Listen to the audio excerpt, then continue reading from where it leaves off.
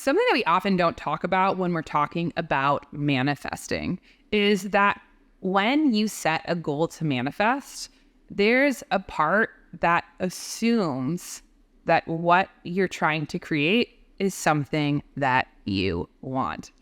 Now, this assumption is often grounded in being connected to our heart space, to desire, which is a creative, connected engine.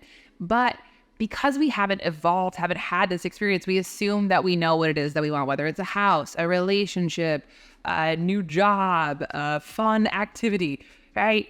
But at that same time, this is where it's so important for us to be flexible in our energy and in ourselves, because as we grow, as we evolve, as our consciousness evolves, as our become more refined in our attention and intention in creating, this often means that what we first set out to manifest needs to evolve and change and grow, just like us.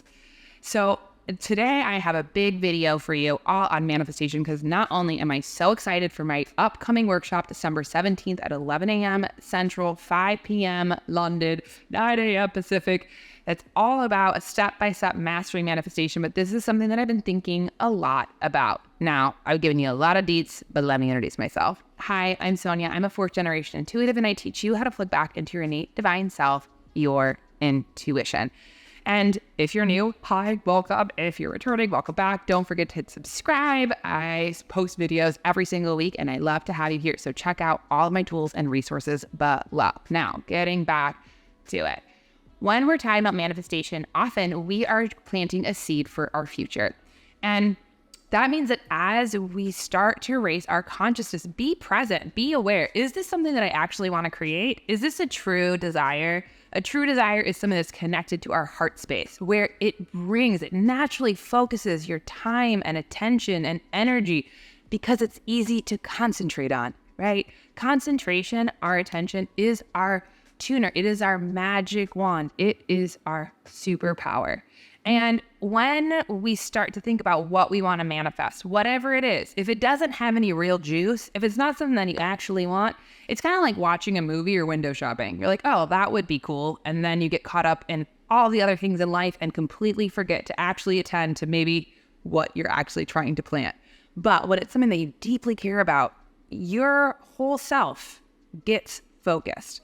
Now, why I'm talking about this is I was talking to a client this past week, and she's been working on manifesting, going to graduate school, getting a new career, these different aspects of herself, and it's been really magical to watch. And was really interesting is at the very beginning of our time together, she was telling me about her wanting to go to grad school in the city that she lives in, and that she's got a really secure job, and that they might move state. So she's also future planning about thinking about that. And she's like, these are the things that I really want, but I'm also really working within these boundaries of being realistic.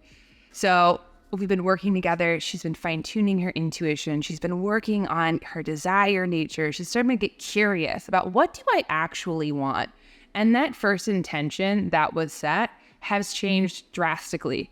Now she wants to travel. Now she still wants to go to grad school, but it does not have to be in the same state. The job that she's at, she sees as a foundation, a place of security that she can work from while she's studying, instead of the end all be all, which to me shows that in this place of using those powers of concentration, she and her work that she's been doing consistently and working with her spirit, knowing who she is, changing outworn subconscious beliefs, that now this statement of intention has evolved. It's not the same thing, because she's evolved. Her energy has evolved. So when we are having this conversation, first, even in thinking, what do I want to manifest? What do I want to create? Our first thing is, who are you? What do you know about yourself to be true? Because the more self-knowledge that we have in a deep, intimate way will tell you in real time what resonates and what doesn't. If I think of my young self, I would be like, oh, all I want is a dog. I did get a dog as a kid, and that's a whole other manifestation story. But I'd be like, I really want a dog. Now, had I got a dog, I probably would have loved, and I would love a dog more than anything. Oh my gosh, one day. But it would have come at a different cost of the travel and freedom and flexibility that I have. At that time, I didn't actually want a dog. I wanted companionship. I wanted nurturing. I wanted connection. But in my very simple mind, that was a dog. So as I've grown and evolved and know myself better, that it isn't an outside thing, it's an inside thing, that has changed a lot. And now often what I have been manifesting in my life that has been so beautiful are deep connections and relationships. That's what I've really focused on the past year. And I have really gotten so many beautiful, bright lights of community. And that is because I know not only myself, but you also have to have the courage to go for it. When you decide to create something, there is almost like a ticket to entry, which is a certain amount of risk. We have to leave behind what is known. We have to be open to the unknown. We have to get out of our comfort zones. And that's scary. It is. No matter what, it can be really scary. But when we can start to say, things are constantly changing, I can be flexible, I can be relatable. How have I grown? How has the world changed and evolved, that I can constantly be updating my software instead of getting fixed in whether it's energetically manifestation, whether it's fixed in myself, how I see myself, how I see others, how I see the world. My mom always taught me never assume that you know anyone, even yourself. So this cycle of manifestation, I want you to ask these questions. Who am I? What do I love and know to be true about myself? If you planted something that you wanted to manifest this past year, whether it's come to fruition or not, ask, how have I grown and changed and evolved? And how has my intention, how do I see and interact with the world that mirrors that? And most importantly, take this moment to look over your past year and really fall in love with all of the things that you have already created. And notice that. We often dismiss what we've created, whether it be relationships or food or a home or anything that is of value.